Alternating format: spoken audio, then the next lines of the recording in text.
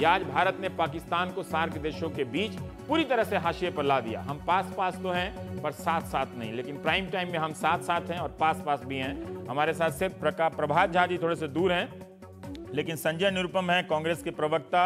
शीलकांत शर्मा जी हैं, आप पूर्व सेक्रेटरी जनरल सार्क के रहे हैं।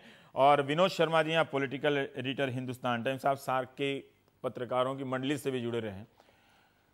पहली ही प्रतिक्रिया जब मैं भाषण सुन रहा था प्रधानमंत्री को, मैंने अपने ब्लॉग पर लिखा भी है, एनडीटीवी के हिंदी वेबसाइट में, अच्छा भाषण था। लेकिन बाद में जब हकीकत बहुत सारी चीज़ें परतें खुलने लगी तो लगा कि वो उसकी धुन में कहीं खो गया है। उनके भाषण के संदर्भ में क्या आपको लगा कि सार्क को कोई एक नई भूमिका देने की तैयारी चल रही है, या फिर ये एक रूटीन सा बन गया है ये मंच भाषण देने का या मिलने मिलाने का? थॉट तो अच्छी थी, विचार तो बहुत अच्छा था, पर एक्शन में मार खा गए।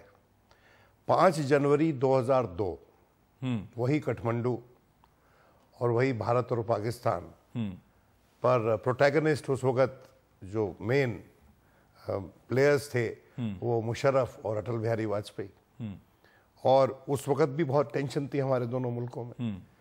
तो हम तो वहाँ देख रहे थे, प्रत्यक्षदर्शी थे कि मुशर्रफ ने अपनी बात कही और सामने की तरफ से आके अटल बिहारी वाजपेयी से हाथ मिला लिया। उससे कोई खास फर्क नहीं पड़ा। लेकिन 2004 में 6 दिसंबर को 2 बरस के बाद वहां से जो समझौता निकला इस्लामाबाद से, सार्क समिट की ही साइडलाइन से, वो समझौता था कि पाकिस्तान ने वादा किया कि हम अपनी जो धरती है उसको भारत के खिलाफ आतंकवाद के लिए इस्तेमाल नहीं होने देंगे। और बहुत बड़ी अचीवमेंट ये मानी जाती थी अटल जी के कार्यकाल की। मैं समझता हूं कि बातचीत का कोई सब्स्टिट्यूट नहीं है। एक तस्वीर भी हम दिखा रहे हैं कि वो प्रधानमंत्री बैठे हैं, मैगजीन पढ़ रहे हैं और नवाज शरीफ बगल से बातचीत का कोई सब्स्टिट्यूट नहीं है।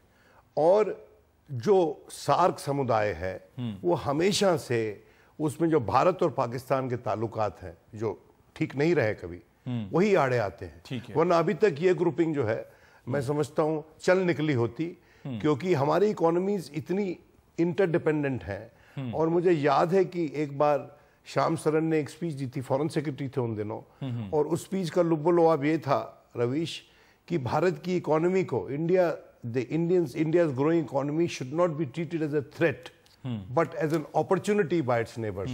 और उसी दौरान मैं पाकिस्तान, मेरी एक विजिट थी और वहाँ नवाज शरीफ से मेरी मुलाकात हुई और मैं उनसे पूछा तो कहते कि मैं इस बात से बिल्कुल एग्री करता हूँ। अब दोनों की अपनी अपनी डोमेस्टिक कंपल्शंस हैं, समस्याएं हैं, और उसमें बातचीत इनको बैक चैनल से करनी चाहिए ताकि कुछ कुशन हम उनको दें नवाज शरीफ को और कुछ कुशन उनसे एवज में ले, ताकि दोनों की बात बन जाए। ठीक है, प्रभात जी आप हमारे साथ हैं। हम थोड़ा सा एक राजनीतिक टिप्पणी आपसे चाहते हैं। अच्छा भाषण था, भावना के लिहाज से है ना, वो पिछले 6 महीने में दुनिया के लगभग सभी प्रमुख मंचों पर बोल आए हैं और एक ऐसा लग रहा था कि वो एक नेतृत्व के एक ग्लोबल नेतृत्व के रूप में उभर रहे हैं। लेकिन और वहां पे उन सब पृष्ठभूमियों में ऐसा लग रहा था कि वो एक नई पृष्ठभूमि रचना चाहते हैं, नया बैकग्राउंड बनाना चाहते हैं, पास्ट से निकलना चाहते हैं। यहां सार्क में जब बात कह रहे हैं कि हमें अतीत से निकलना चाहिए, मतभेदों को बुलाना चाहिए, लेकिन खुद भी उसी मतभेद और उसकी अतीत में फंसे हुए हैं। क्या आपको नहीं लगता कि इस भाषण का फायदा तब होता जब वे उसे पाकिस्तान के साथ बातचीत में या कम से कम हाथ मिलाने में या एक फोटो अपॉर्चुनिटी में ही बदल देते, जो आगे प्रक्रिया किसी खुशनुमा रास्ते की तरफ बढ़ जाती? देखिए रवीश जी, एक दिन की घटना नहीं है और न सार्क देशों के इस सम्मेलन में हाथ मिलाने से बात की समस्या का निदान हो जाता। आखिर ये बात पैदा क्यों हुई? 26 मई 2014 को क्यों सार्क देश के सम्मेलन, सार्क देश के सभी राष्ट्राध्यक्षों को नरेंद्र मोदी जी ने बुलाया था और इसी भावना को लेकर बुलाया था कि चलिए एक नई शुरुआत होती है। और उस शुरुआत की, और उस समय नवाज शरीफ जी भी जो आए थे, उन्होंने जो बातचीत की और जो हिम्मत दिखाई थी, क्या उसके लौटने के बाद वो स्थिति रही? कितनी बार सीज फायर का उल्लंघन हुआ? और उसके बाद यही बात नहीं हुई। जब दोनों देश के अधिकारियों की बात आई कि दोनों चर्चा करेंगे, तो उसके पहले हुर्रियत से चर्चा शुरू हो गई, जो हमारे देश के हैं। इसलिए, और जबकि कहा गया था कि इस तरह की बात, सच बात यह है कि पाकिस्तान ने हमेशा इस तरह की बातों को, हमेशा उसने बात कुछ करते हैं वो करते कुछ है, और इसलिए 125 करोड़ लोगों की भावना का केंद्र बिंदु है प्रधानमंत्री। ये किसी दल का मामला नहीं है। उसी 125 करोड़ में भी शामिल हूं जो कह रहा हूं कि बात करना चाहिए था। उसी 125। एक मिनट सुनिए तो रवीश जी, एक मिनट। इसलिए ये जो बात है वो भारत की भावना को देखकर किया जाएगा। नहीं प्रभात जी, सिर्फ हाथ मिलाने।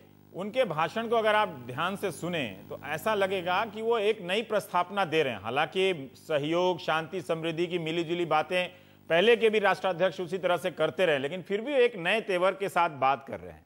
अब आप पीछे घर में, आप राजनीतिक दल उनको सहयोग नहीं प्रदान करेंगे, उन्हीं राजनीतिक मजबूरियों में फंसे रहेंगे इतना बहुमत लेने के बाद भी, तो उन भाषणों से फिर हासिल क्या होगा इस इलाके में? कह रहे हैं अगर वो इन घरेलू राजनीतिक दबाव इतना ही उनके सर पे हावी रहता तो ये बात ही ना कहते। इसका मतलब है कि वो कहने के कम से कम स्तर पे तो वो आगे हैं, दबाव मुक्त हैं। इंटरप्रिटेशन कर रहे हैं जी, आप गलत इंटरप्रिटेशन कर रहे हैं। मेरा निवेदन है आपसे, हाँ। आप इस बात को समझने की कोशिश करिए। अन्य राष्ट्रों में भी गए हैं वो, हाँ। 25 दिनों में 10 राष्ट्रों में गए हैं, G20 में 40 राष्ट्रों के लोगों से मिले हैं। सवाल ये नहीं है, सवाल आपको इंटेंशन देखना पड़ेगा। क्या पाकिस्तान के साथ जो सौहार्दता लगातार की जा रही थी उनका बताओ, और एक दिन का नहीं, वर्षों से देख रहे हैं वो है। और इसलिए लगता है कि उस भाषण में हम जो बात कह रहे थे एक नई दिशा देने की कोशिश की है, लेकिन पाकिस्तान समझने को तो तैयार हो। कारगिल के बाद आज 26/11 को आप याद नहीं करोगे? हाँ। नहीं, एक मिनट रवीश जी, क्या 26/11 को भूल जाओगे आप? क्या बंबई की आज 26 से 11 था तो लगभग उसका छोटा सा ही उसमें रिमार्क था। हालांकि ठीक है, मुझे तो लगता है कि उन्होंने अच्छा किया कि कम से कम इस मामले में उन्होंने अपने भाषण को अतीत के मुंह में नहीं रखा। मेरी अपनी राय है, मैं एक्सपर्ट नहीं हूं, मेरी अपनी राय है। उन्होंने, कई लोगों ने कहा कि बहुत कम या सरसरी तौर पे 26 से 11 का सार्क के मंच पर जिक्र किया। मुझे लगता है कि ठीक है, जिक्र तो किया उन्होंने, सरसरी तौर पे किया। मुझे लगता है कि ऐसा ना करके कम से कम इस पहलू में वो थोड़ा भविष्य की तरफ आगे बढ़ गए। आप चाहते हैं कि प्रधानमंत्री राजनीतिक तौर से वहीं फंसे रहें? देखिए, एक साफ साफ संकेत दिया उन्होंने कि दूर रहकर पास नहीं रह सकते, और नियत में कुछ और करें कुछ, तब नहीं चल सकता।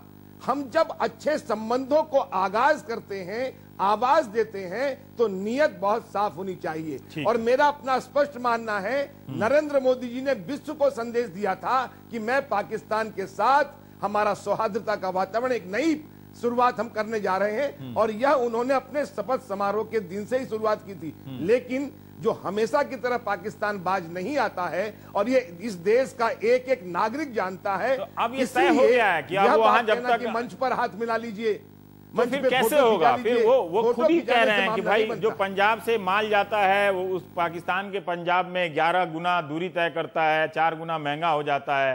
प्रोड्यूसर कंज्यूमर को एक लाना चाहते हैं तो इधर का प्रोड्यूसर उधर का कंज्यूमर तो एक होगा नहीं फिर तो कभी। तो फिर यही है ना कि बाकी देशों के साथ संबंध बनाएंगे, ये छोड़ देंगे। आखिर कब तक सहेंगे? हम देश के प्रति जवाबदार हैं कि नहीं है? इस देश की भावना की कदर करेंगे कि नहीं करेंगे? ठीक है संजय जी, ये आज के भाषण के संदर्भ में उपलब्धि क्या है? भाषण उपलब्धि है या प्रभात जी जो कह रहे हैं कि भाई जो स्थिति नहीं बदल रही है पाकिस्तान से तो हम क्यों बात करेंगे? तो फिर ये सार्क फेल है। सार्क आपके समय भी फेल था, इनके समय भी फेल था। देखिए, भारत की जो नई विदेश मंत्री हैं उन्होंने पाकिस्तान के संदर्भ में एक बात कही थी कि विदेशी जो कूटनीतिक संबंध होते हैं उसमें कभी फुल स्टॉप नहीं होता, कॉमा लगता है। आज हमारे प्रधानमंत्री जी ने उसके ऊपर एक प्रश्न चिन्ह लगा दिया। अभी जो इंटेंशन की बात करें, नियत की बात करें, पाकिस्तान की नियत खराब है, ये पहली बार भारत को अनुभव नहीं हुआ। लेकिन यही प्रधानमंत्री जी जब ओथ ले रहे थे, शपथ ग्रहण समारोह उन्होंने आयोजित किया था, तब साड़ी और शॉल की डिप्लोमेसी उन्होंने शुरू की थी। तो उन्होंने बहुत ही हाफ बेक्ड तरीके से शुरुआत की और कहीं जाके बीच में छोड़ दिया। मैं ये नहीं कह रहा हूं कि पाकिस्तान से कभी बातचीत नहीं होनी चाहिए। वाजपेयी जी के जमाने से डॉक्टर मनमोहन सिंह जी तक आई और उसके बाद आगे आई है, तो बार बार पाकिस्तान की वही आदत थी, वही लत थी। फिर भी सारे प्रधानमंत्रियों ने कोशिश की कि साहब आप दोस्त बदल सकते, पड़ोसी नहीं बदल सकते। तो बातचीत का एक दौर तो शुरू होना चाहिए।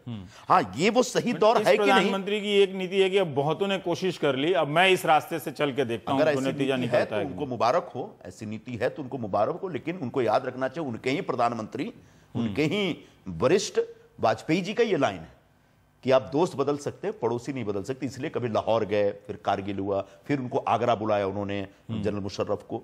मैं ये नहीं कह रहा हूं कि आज के आज बातचीत होनी चाहिए, आज के आज सारे मुद्दे हल हो जाएंगे, लेकिन 26/11 के बाद जो भारत सरकार की एक भूमिका थी, उस भूमिका के तहत मुख्य बात यह थी कि तब तक पाकिस्तान के साथ बातचीत नहीं होनी चाहिए जब तक पाकिस्तान हाफिज सईद को हमारे हवाले नहीं करता, और हम जो सबूत दे रहे हैं उन सबूतों को रिकॉग्नाइज नहीं करता। और वो प्रक्रिया कभी भी पाकिस्तान ने आगे नहीं बढ़ाई, उसको कभी मतलब कॉग्निजेंस ही नहीं दिया पाकिस्तान ने। तो ऐसे में मैं ये नहीं कर रहा हूं कि बातचीत नहीं होनी चाहिए, में आगे मतलब संदेश देना था। मैं ये नहीं कर रहा हूं बातचीत नहीं होनी चाहिए, लेकिन जब एक सार्क देशों के सम्मेलन में जाते हैं जो कि रीजनल कोऑपरेशन का एक सेंटर है, जिसमें बहुत ज्यादा बायलैटरल इश्यूज नहीं आने चाहिए, वो हावी नहीं होने चाहिए। आज ऐसा लगता है कि हमारे प्रधानमंत्री ने उस सार्क देशों के उस सम्मेलन में बायलैटरल जो डिस्प्यूट है उसको बहुत ज्यादा फोरफ्रंट पे, बहुत सामने रख दिया, ऐसा मुझे महसूस हो रहा है। ठीक है, ठीक है। शिलकान जी, हम ये जानना चाहते हैं कि आपके निगाह से खुद प्रधानमंत्री कह के गए हैं कि ये फेल है, एक तरह से कई मामलों में फेल है, और 30 साल से इस पर जो संजय निरुपम कह रहे हैं कि भारत पाकिस्तान की जो संबंध है वो ज़्यादा हावी हो गए इस नतीजे पे, या आप ये देख रहे हैं कि प्रधानमंत्री पाकिस्तान को नज़रअंदाज कर सार्क की भूमिका को एक दूसरी दिशा में ले जा रहे हैं? दोनों बातें हैं। हाँ, भारत पाकिस्तान के संबंध जो हैं वो तो अपनी छाया छोड़ ही रहे हैं, हाँ, परंतु भारत की तरफ से एक बेस्ट फुट फॉरवर्ड जो है वो प्रधानमंत्री के भाषण में है। हाँ। उन्होंने अपनी तरफ से सब कुछ वहाँ कहा, हाँ। जो भारत के लिए कहना चाहिए। पर वो मैं वही कह रहा हूँ कि वो कहने के बाद अगर वो क्या पाकिस्तान के बिना, मतलब जो उन्होंने कहा वो उसको साकार किया जा सकता है? क्या इंटीग्रेशन हो सकता है सार्क देशों का?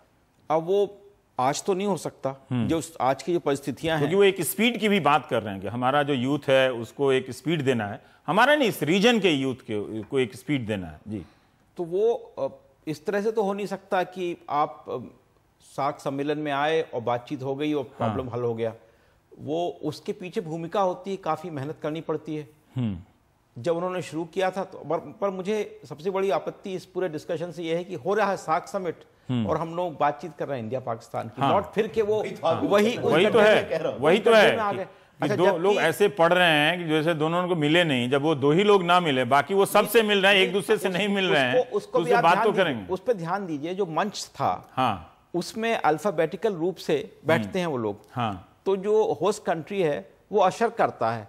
तो सबसे पहले अफगानिस्तान के प्रेसिडेंट आए, फिर बांग्लादेश, फिर भूटान, फिर भारत आए। नहीं, बात तो नहीं हुई ना, दोनों की वहां पर बातचीत नहीं हुई। तो कैसे होगी वो? तो रिट्रीट जब होगी कल, उसकी बात दूसरी। आज तो जो स्थिति थी वो ये थी कि एक बार मंच में बैठ गए वो लोग, तो अब उसके बाद पाकिस्तान के प्रधानमंत्री बाद में आए। अब ये उन पे निर्भर करता है कि वो सामने से जाएं कि पीछे से जाएं। तो उन्होंने ये सिलेक्ट किया कि वो पीछे से जा रहे हैं, पीछे से जाएं, तो वो भी हाई लो कर सकते थे। तो अब आप मोदी जी को आप एक्सपेक्ट करते हैं कि ऐसा बैठ के देखते रहे कब आ रहे हैं सब। तो ये तो ऑकवर्ड है।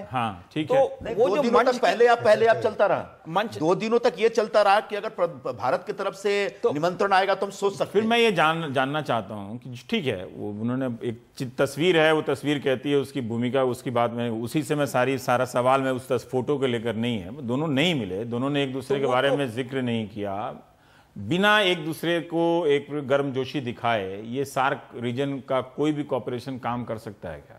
नहीं, गर्मजोशी, अब आप देखिए नवाज शरीफ की पर्सनालिटी देखिए। नवाज शरीफ को जो हम लोग जानते हैं भारत में, एक पहली बार प्रधानमंत्री नहीं बने पाकिस्तान के, पहले भी रहे हैं।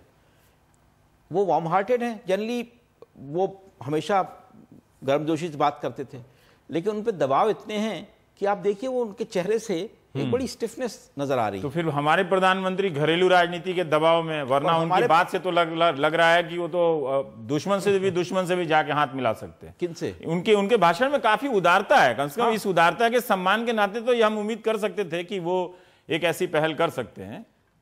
तो मैं ये मानने में के लिए तैयार नहीं हूं कि भारत को आप इस सम्मेलन में घसीट के पाकिस्तान के स्तर पे ले आएं और बहस करें, क्योंकि ये साफ स्पष्ट बात है कि उस सम्मेलन में भारत की तरफ से मैक्सिमम किया गया। उन्होंने जो ऑफर किए, बिजनेस का वीजा ऑफर किया, उन्होंने जो कहा कि सैटेलाइट हम लॉन्च करेंगे, उससे आपको फायदा होगा, उन्होंने ट्रेड के लिए बात की। ठीक है, तो इस सब को आप नजरअंदाज कर देना चाहते हैं और घसीट के सिर्फ पाकिस्तान के पास ले जाना चाहते हैं। तो ये मेरे को तो ये आपने ठीक से सुना नहीं मेरा इंट्रोडक्शन। मैं इन सब चीजों को नजरअंदाज नहीं करता, इसलिए उसका जिक्र किया था। नहीं, लेकिन इसमें एक बात और भी है सर, बड़ी माजरत से, सार्क में कोई भी डिसीजन बिना कॉन्सेंसस के नहीं होता है। एक कंट्री भी ऑब्जेक्ट करता है तो कोई मुआहिदा नहीं होगा, सब जीरो हो जाएगा। और वही हुआ। और अभी कोशिश जारी है कि रिट्रीट पे जो कल होगी वहां पर थोड़ा सा जो ग्राउंड लूज किया गया है उसको दोबारा बेहतर किया जाए। उसको बेहतर मैं थोड़ा आपसे जानना चाहता हूं कि देखिए G20 है, प्रधानमंत्री ने संयुक्त राष्ट्र में कहा कि इतने सारे तरह के मंच बने हुए, जी ऑल होना चाहिए, ठीक है। तो लेकिन यहाँ सार्क के एक अलग से वो महत्व देते हुए कह रहे हैं, आसियान में उसको महत्व देते हुए कह रहे हैं कि इसको अबेंडन करने की तो बात नहीं कर रहे हैं कि सार्क को खत्म कर देना चाहिए, जैसे उन्होंने यूएन में कहा था कि जी ऑल होना चाहिए। तो मैं ये जानना चाहता हूं कि सचमुच सार्क की कोई भूमिका है क्या? दोनों तरफ से उल्टा देखिए कि अगर सार्क की कोई भूमिका है कि इसको बेहतर किया जाए, क्योंकि सबके भाषण में ये एक बात है कि इस रीजन को इंटीग्रेट करो। जैसे यूरोप है, वहां भी विवाद है, लेकिन आप वीजा लेके घूमते रहते हैं, आते रहते हैं, जाते रहते हैं। तो अब प्रधानमंत्री खुद कह रहे हैं कि एक दूसरे के प्राकृतिक संसाधनों का हमें इस्तेमाल करना पड़ेगा, हमारे बिजनेस को वहां जाने दीजिए, आप भी हमारे यहां लाने के लिए अपने मार्केट से पैसा उठा लीजिए। ऐसा है कि हमारे प्रधानमंत्री आज की स्थिति में है कि जनता के सामने खड़े होकर ये बोले कि जो मवाद पैदा हुआ है भारत और पाकिस्तान के बीच में, आने वाली पीढ़ियों के लिए मैं आप बीड़ा उठाता हूं कि इसको मैं दुरुस्त करूंगा। उनके पास आज वो जनता में कनेक्ट है, अगर वो करना चाहते हैं तो कर सकते हैं। नवाज शरीफ के मुकाबले हमारे प्रधानमंत्री की राजनीतिक जो हैसियत है, हाँ, इस वक्त है, हाँ, बिल्कुल, ना सिर्फ भारत में बल्कि और मुल्कों में भी आहिस्ता आहिस्ता बन रही है। और अगर ऐसा कोई जेस्चर वो पाकिस्तान के साथ करेंगे, ऐसी कोई पोजीशन लेंगे, तो उनका जो रसूख है दुनिया भर में कितना बढ़ेगा ये शायद उनको भी अंदाजा नहीं है।